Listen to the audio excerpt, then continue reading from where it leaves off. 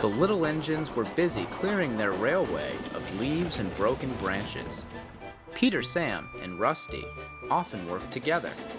One day, Rusty helped Peter Sam to a water tower.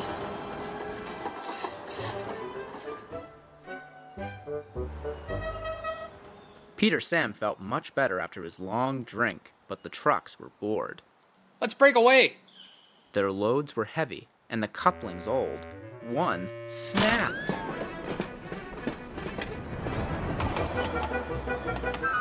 Faster! Faster! A sign read, "Slow, steep bends and ravine ahead," but the silly trucks never saw it. Then it was too late.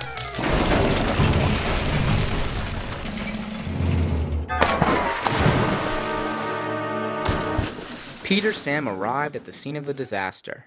His driver sighed. This was our fault. We didn't secure them properly. We'll have to get help to pull them out. The thing controller will be very annoyed.